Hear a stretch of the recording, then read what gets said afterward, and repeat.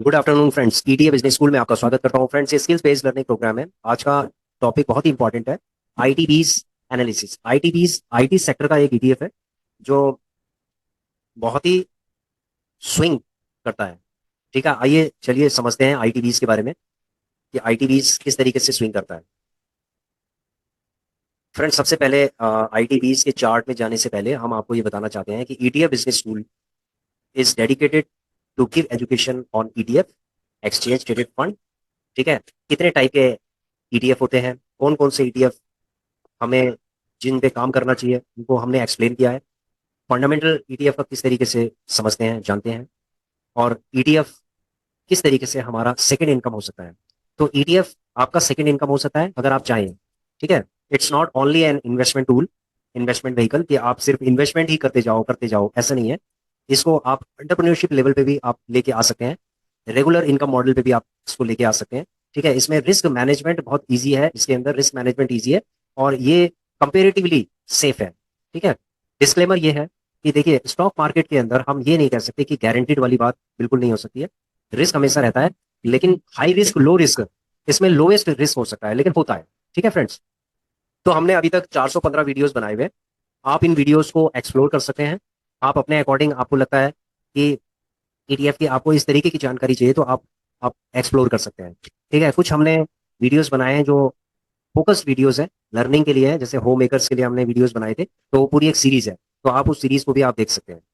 ठीक है फ्रेंड्स, तो आइए चलते हैं हम आईटीबीज के चार्ट में। देखिए, आईटीबीज अगर आप देखेंगे तो बड़ा स्विंग करता है। ये देख रहे हो, ये पीक पे गया, फिर ये बॉटम पे गया, फिर दोबारा से ये देखिए, ये पीक पे गया, फिर डाउन आया, फिर ऊपर गया, फिर देखो ये डाउन आया, 34 पे आया।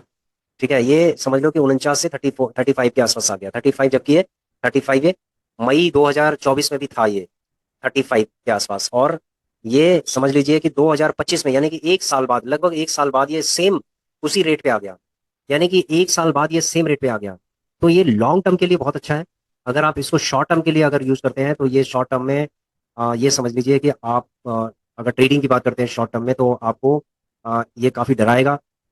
ठीक है, आपको डर लगेगा कि मैंने बहुत हैवी इन्वेस्टमेंट यहाँ पर कर लिया पीक में, अब ये नीचे नीचे की तरफ जा रहा है। तो फ्रेंड्स, मैं यही कहूंगा, अगर ये मान लीजिए 50 रुपए पे है, तो 50 से ये 35 रुपए पे भी जा सकता है, यानी कि 15 रुपए ये नीचे भी जा सकता है। आप ये समझ के चलिए कि 15-20 रुपए भी नीचे जा सकता है। ठीक है, तो आपको इसी चीज के लिए तैयार रहना है। यानी कि लॉन्ग टर्म, अगर आप ये सोच रहे हैं कि एक साल तक आप इसको होल्ड करेंगे और धीरे धीरे करके एसआईपी करेंगे, तो ये बहुत अच्छा आपको रिटर्न दे सकता है।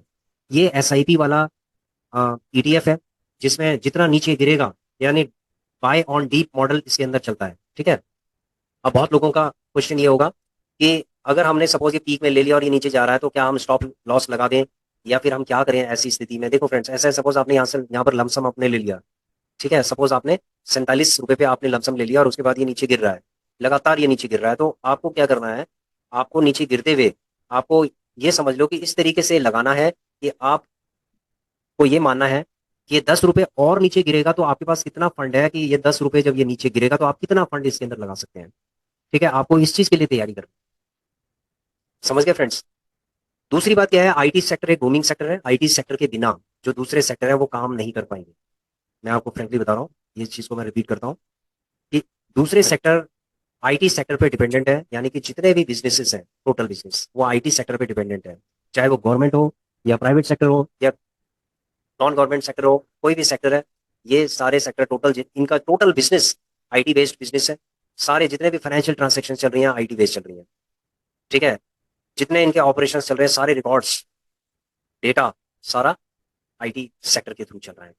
तो ये लोग अपने एप्लीकेशंस बनाते हैं, सॉफ्टवेयर बनाते हैं, उनको डिप्लॉय करते हैं और उसके बाद फिर उस पर काम करते हैं। ठीक है, तो इसका मतलब है कि अरबों खरबों और मतलब अनलिमिटेड जो डेटा है उस पर काम चल रहा है। ठीक है, तो स्कोप क्या है आईटी सेक्टर का, चलो इसको समझ लेते हैं। द आईटी सेक्टर, इसको थोड़ा बड़ा कर लेते हैं, now it is better. The IT sector in India is experiencing strong growth and has a promising future. अब आपने यहाँ पर समझ लिया होगा कि इसकी जो ग्रोथ है बहुत ही स्ट्रांग है। स्ट्रांग ग्रोथ आपने देखा है कि देखो, आप किसी भी कंपनी में जाते हैं तो उसमें आप देखेंगे कि बिना सॉफ्टवेयर के, बिना एप्लीकेशंस के वहां पर कोई भी काम नहीं चलता। इवन जो मशीनें होती हैं जब वो प्रोसेसिंग करती हैं, तो वो सारा का सारा जो डेटा प्रोसेस होता है उसका, वो सारा एप्लीकेशंस के थ्रू ही होता है। इवन मशीनें जो ऑपरेट हो रही हैं वो भी सारे आईटी बेस्ड, आईटी एनेबल्ड जो मशीनें हैं, ठीक है, जो ऑपरेट हो रही है वो सारा डेटा को जो भी प्रोसेस करती है वो सारा सर्वर पे जाता है उनके। ठीक है। अगर हम सर्विस सेक्टर की बात करेंगे तो सर्विस सेक्टर में पहले से ही बड़े बड़े आईटी एप्लीकेशंस यूज होते हैं उनके बिजनेस को हैंडल करने के लिए, कंट्रोल करने के लिए, गवर्नेंस के लिए। तो जितने भी, चाहे गवर्नमेंट सेक्टर हो, चाहे प्राइवेट हो, चाहे नॉन गवर्नमेंट सेक्टर हो, किसी भी टाइप का जो सेक्टर है, उस सेक्टर को पूरा governance, e governance IT sector के थ्रू ही हो रहा है। अगर आईटी सेक्टर नहीं है तो ई गवर्नेंस कहाँ से होगा? आप विचार कीजिए इसके ऊपर।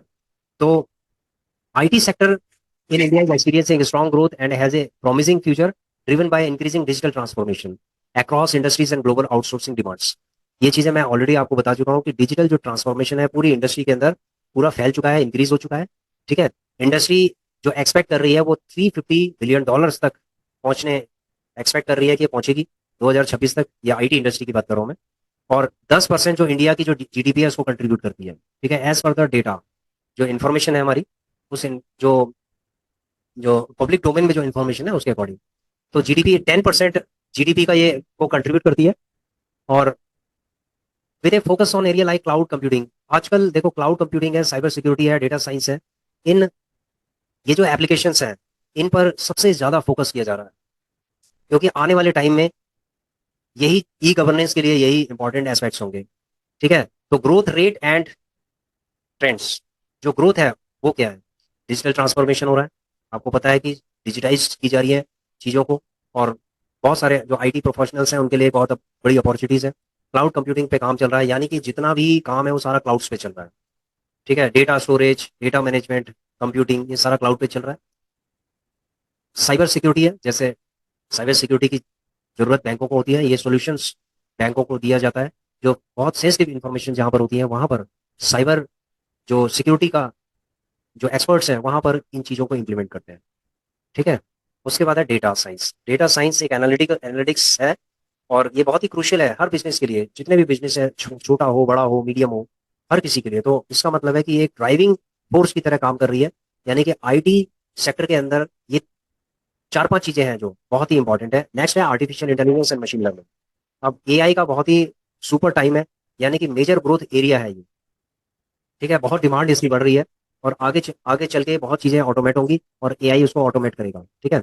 रिमोट वर्क का भी चल रहा है, जैसे कोविड आया था तो कोविड में बहुत लोगों को दिक्कतें हुई थी, तो वहां पर आईटी सेक्टर ने एक सपोर्ट दिया था। ठीक है, एक मतलब एक लाइफ लाइन की तरह काम किया था। तो इससे गिग इकोनॉमी में भी बहुत इंप्रूवमेंट हुआ है। ठीक है, जैसे बहुत सारे लोग वर्क फ्रॉम होम करते हैं, प्रोजेक्ट बेस्ड वर्क करते हैं, और रिमोट वर्क करते हैं। तो चाहे वो कहीं पर भी हो, वो अपना काम कर सकते हैं। ठीक है, कुछ बेसिक सर्विसेज चाहिए होती हैं, जैसे इंटरनेट सर्विसेज चाहिए होती हैं, तो वो अवेलेबल होनी चाहिए रिमोट वर्क करने के लिए। तो बाकी सारे काम हो सकते हैं। Increase focus on digital skills. Digital skills ये एक ऐसी स्किल है जो हर किसी को आनी चाहिए, और गवर्नमेंट हो या प्राइवेट सेक्टर हो, डिजिटल स्किल्स की तरफ फोकस कर रही है। ठीक है। तो आईटी सेक्टर के अंदर जब इंडस्ट्रीज जब ग्रोथ करेंगी तो करियर अपॉर्चुनिटीज भी बहुत ज़्यादा होंगी, बहुत डिमांडिंग होगी। जैसे डेटा साइंस है, ठीक है, डेटा साइंस है, क्लाउड कंप्यूटिंग है, नेटवर्क एडमिनिस्ट्रेशन है, साइबर सिक्योरिटी है, सॉफ्टवेयर डेवलपमेंट है, तो इनकी डिमांड बहुत है। ठीक है, हाई डिमांड, यानी प्रोफेशनल्स की जो डिमांड है वो बहुत हाई होगी। लेकिन यहाँ पर वही प्रोफेशनल चल पाएंगे जो न्यू टेक्नोलॉजी को अडॉप्ट करेंगे और उससे और नई चीज बनाएंगे, यानी कि जैसे एआई है तो एआई का इस्तेमाल करके कुछ नई चीज बनाएंगे। ठीक है। बाकी जो की एरियाज हैं, जैसे आईटी सर्विसेज हो गया, सॉफ्टवेयर डेवलपमेंट हो गया, बिजनेस प्रोसेस मैनेजमेंट हो गया, उसके बाद engineering and R and D, research and design, research and development पे फोकस किया जाएगा, तो फोकस पूरा है। ठीक है। तो अब आप समझ गए होंगे कि आईटी जो सेक्टर है इसके बिना जो दूसरे सेक्टर हैं वो बिल्कुल इनवैलिड हो जाएंगे, और वो लोग बिल्कुल जैसे स्टैंड स्टिल पोजीशंस पे चले जाएंगे। तो अब आप समझ रहे होंगे कि एक तरीके से ये बिजनेस की लाइफ लाइन है आईटी सेक्टर। ठीक है। तो आईटी सेक्टर में कुछ कंपनीज हैं जो कंट्रीब्यूट करती हैं, मतलब इस ईटीएफ को बनाने के लिए। ठीक है, बहुत सारी, जैसे टीसीएस हो गया, विप्रो हो गया, इन्फोसिस हो गया, बहुत सारी कंपनीज हैं, एचसीएल टेक्नोलॉजीज हो गए, तो ये सारी जो कंपनीज हैं वो क्या करती हैं, ईटीएफ को फॉर्म करती हैं। ठीक है, अगर हम आईटी सेक्टर का, आईटी बीज का अगर हम पोर्टफोलियो देखते हैं, अगर आईटी बीज का हम पोर्टफोलियो देखते हैं, तो कौन कौन सी इसके अंदर कंपनीज आती हैं, आइए चलते हैं हम देखते हैं। देखो आपके सामने ये आईटी बीज है। आईटी बीज में कौन कौन सी ऐसी कंपनीज है, ये देखिए। ये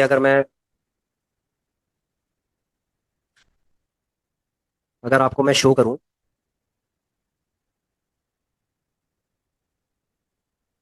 तो इसके अंदर यहाँ पर फंडामेंटल इसका AUM है 2448 करोड़, यानी 2448 करोड़। नंबर ऑफ स्टॉक्स कितने हैं इसके अंदर? 10 स्टॉक्स। ठीक है, सिंपल है। एक्सपेंस रेशियो भी कम है, 0.22 है। एक्सपेंस रेशियो भी हमें देखना चाहिए। अब आगे चलते हैं। देखिए, इन्फोसिस है जिसका शेयर 27% से ऊपर है। TCS है 22% से ऊपर है। HCL technologies, tech Mahindra, Wipro, persistent systems, Coforge, लेवन ट्री, LT mind tree, sorry, Kotak, Nifty IT, just a second, Mphasis and Oracle financial services software. तो ये जो कंपनीज है इससे मिलके ये ETF बना हुआ है। समझ गए फ्रेंड्स? तो अब आप समझ गए होंगे कि जो ETF है ITBs, ये 10 कंपनियों से मिलकर बना हुआ है। जिसकी परफॉर्मेंस अच्छी होगी वही सस्टेन कर पाएगा, नहीं तो फिर रिप्लेस हो जाएगा। लेकिन ITBs अपना रहेगा।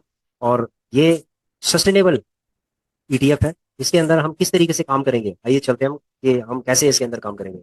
तो फ्रेंड्स, हमारा 15, जस्ट ए सेकेंड, हमने एक गूगल शीट बनाई थी 15 ETF वाली, तो उसको हम चेक कर लेते हैं 15 ETF की। उसके अंदर हम बताते हैं आपको कैसे करना है। देखो, जैसे ये 15 ETF की गूगल शीट है, ठीक है। अब इसमें हम हाईलाइट करते हैं ITBs को। थोड़ा इसको डिफरेंट कलर में कर लेते हैं, चलो ये वाला कलर लेते हैं। तो ITBs में आप देख रहे होंगे कि इसने सिग्नल दे दिया कि आप इसको स्टार्ट कर दीजिए।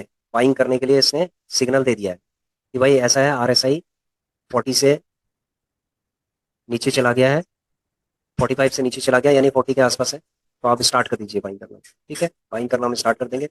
अब मान लीजिए किसी के पास 25,000 रुपए हैं, किसी के पास 50,000 होंगे, किसी के पास 1 लाख, 2 लाख, 5 लाख, 10 लाख होंगे। ITBs में किस तरीके से काम करना है? सपोज हम 10 लाख से काम करते हैं। अब बहुत लोग ये कहेंगे कि सर हम 10 लाख से कैसे काम करेंगे इसके अंदर। किसी के पास मान लीजिए 15 लाख, 20 लाख भी होते हैं। तो मैं ये समझता हूँ कि अगर कोई 10 लाख से ITBs के अंदर काम करता है, देखो वैसे आपको 10 लाख को डाइवर्सिफाई करना चाहिए, लेकिन मैं ये समझता हूँ कि 10 लाख से अगर ITBs के अंदर काम करते हैं तो कैसे काम करना है इसमें।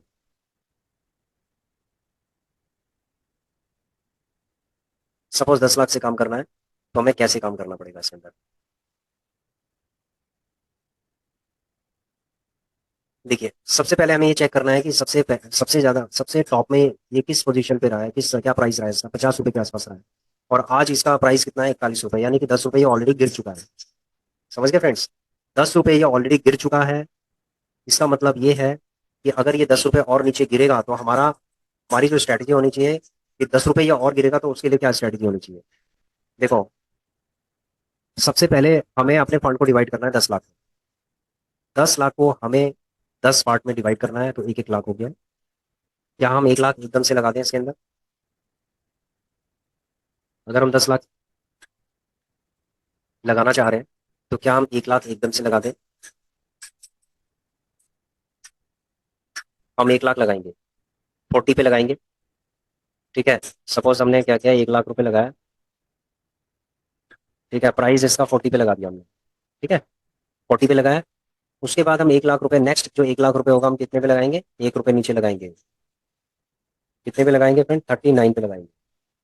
ठीक है, फिर हम 1 लाख रुपए किस पे लगाएंगे? 38 पे लगाएंगे। 1-1 रुपए नीचे लगाएंगे। फिर हम 1 लाख रुपए 37 पे लगाएंगे। ठीक है,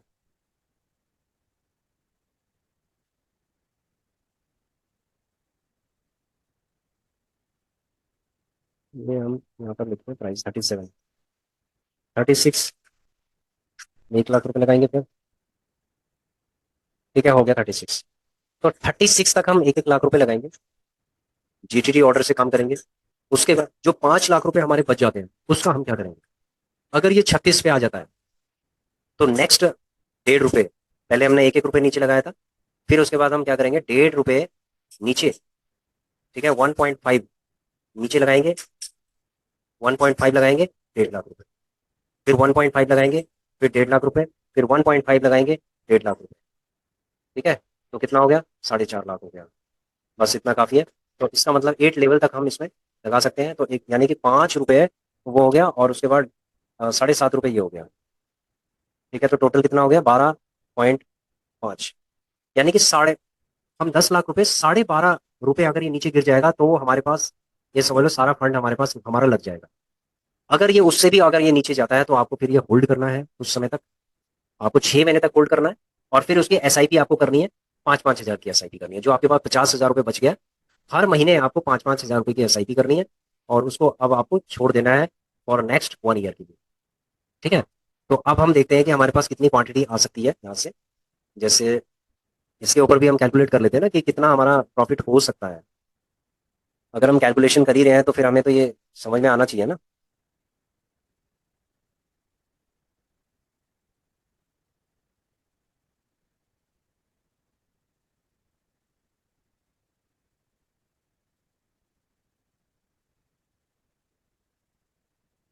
ये इस तरीके से हम निकालेंगे, और इसको डिवाइड करना है क्वांटिटी से। ठीक है फ्रेंड्स, ये आ गया।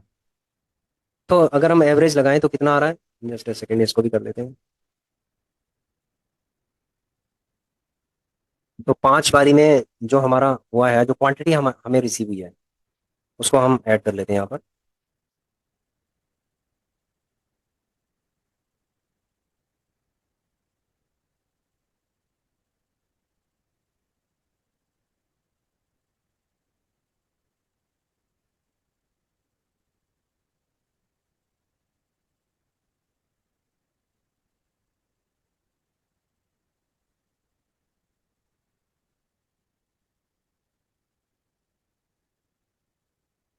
जी 6,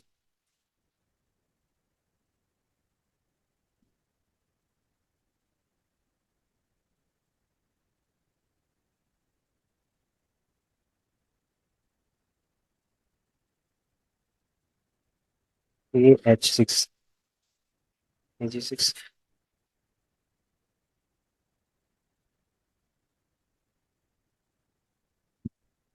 जस्ट सेकेंड, यहाँ पर हम एक कॉलम और ऐड कर लेते हैं।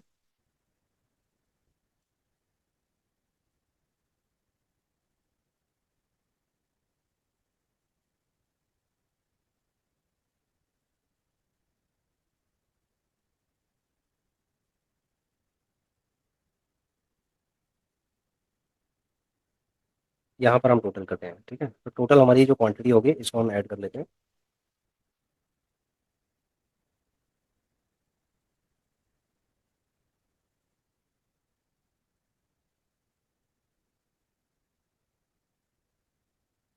ठीक है, 13,176 आ गया। अब इसके अलावा जो हमने 3 लेवल पे उसको जो लिया हुआ है, तो इसका मतलब है कि 36 के बाद कितना होगा, 34.5। ठीक है, 34.5।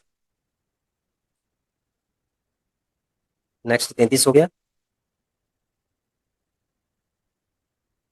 ठीक है, नेक्स्ट 31 हो गया। अब इसको 1.5 लाख। ठीक है, ये 1.5 लाख हो गया, ये 1.5 लाख हो गया, और ये 1.5 लाख हो गया। तो क्वांटिटी कितनी आएगी वो चेक कर लेते हैं हम।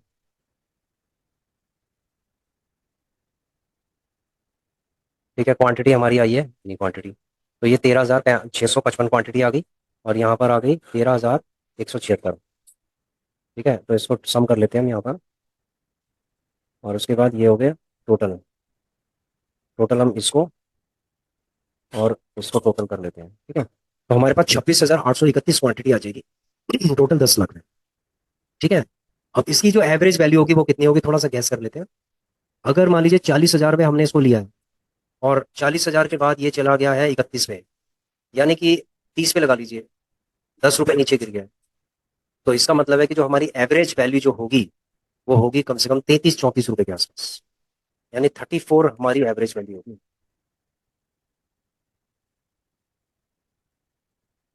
एवरेज वैल्यू 34 होगी। समझ गए फ्रेंड्स। तो 34 से अगर ये नीचे जितना भी होगा तो ये माइनस दिखाएगा आपको। तो ये कितना माइनस दिखाएगा, देखो मान लीजिए 30 पे चल रहा है तो 4 रुपए नीचे चल रहा है। तो आप ये लगा लीजिए कि 4 × 26,000, ये इसको मल्टीप्लाई कर लेते हैं।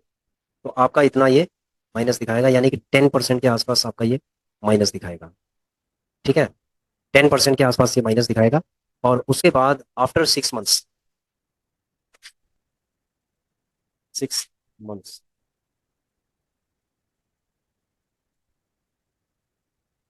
इसको हमने सेल कितने पे करना है, जो इसका प्राइस कितना था, 50 रुपए था।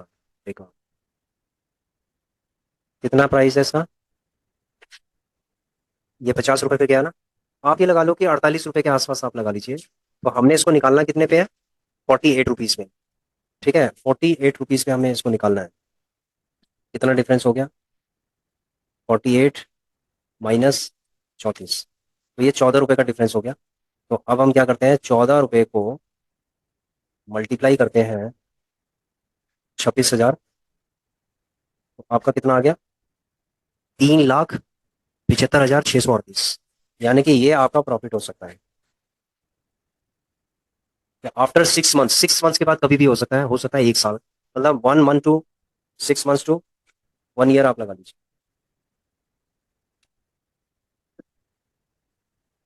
आपने सिंपली क्या किया, बाई सेल नहीं किया आपने। आपने क्या किया है कि सारा फंड टोटल लगा चुके हैं आप, नीचे डाउन गिरते गिरते। आपने इसको बाई सेल नहीं किया, आपने इसको होल्ड किया 1 साल तक, और वेट किया है कि ये कब ये 50 रुपए के आसपास जाएगा। 50 रुपए के लिए आपने इसको 50 रुपए अचीव करने के लिए आपने इसको इसको वेट किया, आपने कम से कम 1 साल तक वेट किया। तो 1 साल के बाद जो आपको फ्रूट मिल रहे हैं, वो फ्रूट मिल रहे हैं 3,75,638। यानी कि आप समझ सकते हैं ये कितना परसेंट हो गया।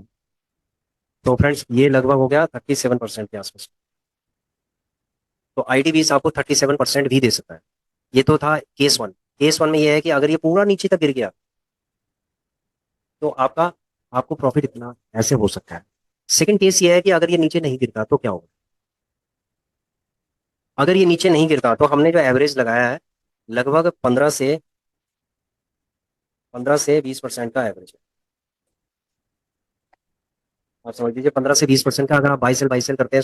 जैसे सपोज आपने 1 लाख रुपए का लगा दिया, और टोटल 2500 के आसपास आपको मिले, 2500 मिले, ठीक है, 2500 क्वांटिटी, और ये 3 रुपए ऊपर चला गया, मान लीजिए 2 रुपए ऊपर चला गया, 3 रुपए ऊपर चला गया, आपने उसको क्या किया, सेल कर दिया 3 रुपए पे, 43 पे चला गया, आपका 7,500 रुपये बन गया, आप निकल गए। फिर ये 42 पे आ गया, 43 से, फिर ये 41 पे आ गया, तो आपने क्या किया, 41 पे फिर दोबारा से 1 लाख रुपए आपने लगा दिए, और फिर वेट किया। तो हमारे पास नीचे जाने की जो स्ट्रैटेजी है, वो पूरी स्ट्रैटेजी है जो मैंने आपको बताई है कि कम से कम 10 रुपए जब ये नीचे जाएगा, तो आप पूरा 10 लाख रुपए आपका लग सकता है। और अगर ये 2-2, 3-3 रुपए में अगर ये स्विंग करता रहेगा, आपको देता रहेगा, तो उससे आपको क्या बेनिफिट होगा, उससे आपको इतना 37% का बेनिफिट तो नहीं होगा आपको, क्योंकि आपका होल्डिंग पीरियड कम है। लेकिन आपको 15 से 20% ये आपको दे सकता है। कभी ये 7,000 रुपये दे देगा आपको, कभी 7,500 रुपये, कभी 8,000 रुपये, कभी 5,000 रुपये, तो ये आपको देता ही जाएगा। ठीक है, अगर ये छोटे छोटे स्विंग करेगा। अगर इसने बड़ा स्विंग कर दिया, जो 6 महीने वाला स्विंग है, तो समझ लो कि साल भर के लिए आपको ये फंड्स को होल्ड करना पड़ेगा। इसीलिए हमेशा कहा जाता है कि कोई भी फंड लोन नहीं लेना है स्टॉक मार्केट के लिए। अगर आपने लोन लिया तो आपका हो सकता है होल्डिंग पीरियड 1 साल के लिए हो, और 1 साल में आपको पता नहीं कितना ब्याज देना पड़ेगा, क्या करना पड़ेगा, हो सकता है 2 साल के लिए आपको होल्ड करना पड़े। उसका कोई गारंटी नहीं है कि कितने साल के लिए आपको इसको होल्ड करना पड़ सकता है। समझ गए फ्रेंड्स, सारा गेम प्रेडिक्शन का है। इसीलिए कभी भी जो लोन का पैसा है, वो कभी स्टॉक मार्केट के अंदर नहीं लगाना चाहिए। ठीक है। तो मैंने ये आईटीबीज के बारे में आपको एनालिसिस करके बताया कि अगर आपके पास 10 लाख रुपए है, तो आप आईटीबीज के अंदर किस तरीके से काम कर सकते हैं। अब आपके ये फंड के ऊपर डिपेंड करता है, प्रोसेस सेम है। हो सकता है फंड कम हो जाए, जैसे 5 लाख हो जाए तो उसके हिसाब से होगा, 50-50 हजार करके होगा, 25,000 होगा तो 5-5 हजार करके होगा। तो 10 पार्ट में तो डिवाइड करना है। तो जितना आपको आउटपुट चाहिए, उतना ही आपको फंड लगाना पड़ेगा। ठीक है, कहते हैं ना, जितना मिठास आपको चाहिए उतनी चीनी आपको घोलनी पड़ेगी। लेकिन प्रोसेस में दम होना चाहिए, प्रोसेस को फॉलो करना चाहिए। एक तो प्रोसेस में दम होना चाहिए, दूसरा प्रोसेस को फॉलो करना चाहिए।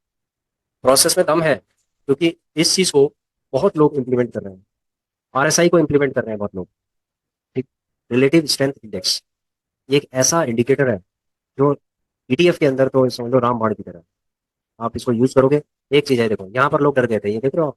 ये वाली जो स्थिति है ना, यहाँ पर जब ये कितने पे चला गया था, 24 पे चला गया था, यहाँ पर अगर किसी ने 1-1, 2-2 लाख रुपए यहाँ पर ठोके होते 35 रुपए पे, तो समझ लो कितना मिल गया उसको, 7 रुपए मिल गया फ्रेंड्स। अगर किसी ने मान लीजिए 10,000 क्वांटिटी यहाँ पर ली होती इधर, तो आप ये लगा लो कि कितना, 7 रुपए हो गया,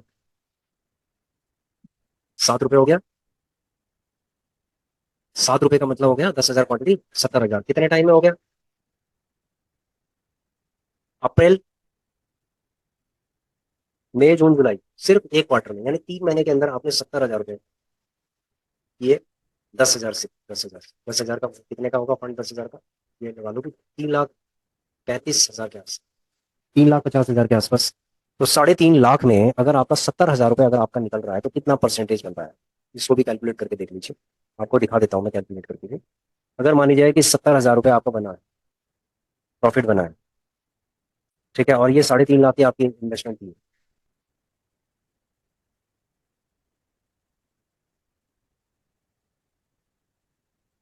20% बन गया। सिर्फ एक क्वार्टर में 20% का इसने रिटर्न दे दिया है।